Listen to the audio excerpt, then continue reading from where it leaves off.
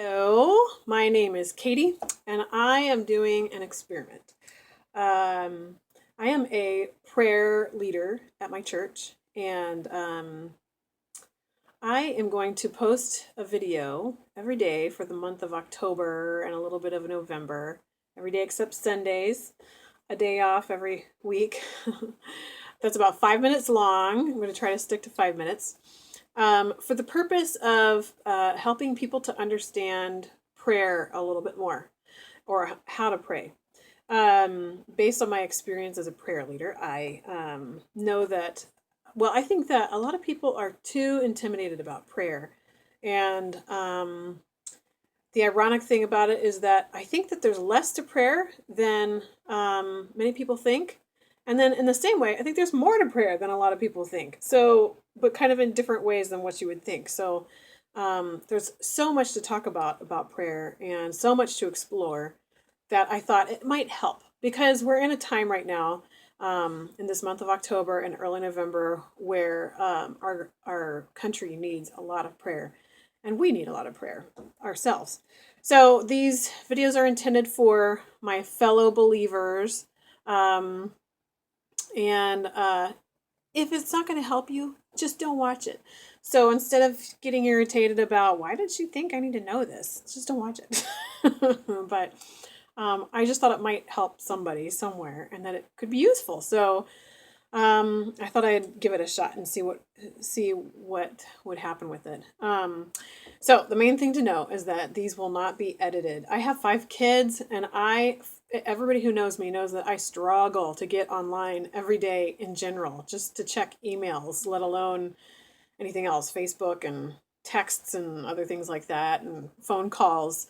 So this will be a stretch for me, but I'm gonna try. I'm gonna give it a shot, and so this will not be well produced, well edited. And, best practices as whenever you're doing any Bible study or anything, best practices are that if you're giving a Bible verse, you should tell the exact Bible verse and share where you got that from. And in these conversations that I plan, or these sort of thoughts that I plan to throw out there might be times that I don't give the exact Bible verse, or that I just give the general verse that might be well known among Christians. And I'm just going to go based on the assumption that you know how to look verses up in the Bible. So if you don't, BibleGateway.com is a great place to just search for Bible verses, and you can find stuff really easily. But anyway, I'm going to do my best. But that's just one of those best practices that I know that I will not adhere to very well because of time constraints. So I'm going to do a different video on my background. Actually I won't. I'll do it here. So I am not a seminary trained theologian. I just am somebody who I've been a Christian for as long as I can remember. I was raised in a Christian household.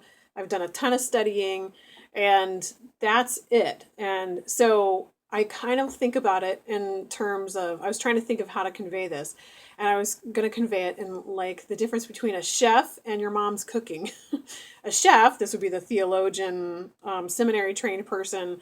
They know the ins and outs, and they know all the historical backings of stuff, and they can sit there and back up or argue anything.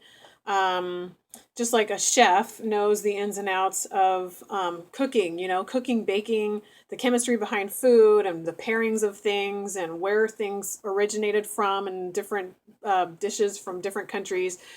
They've got all that background. But you know what? Your mom can still feed you and fill your belly, and it may not be perfect and like a chef, but it gets the job done.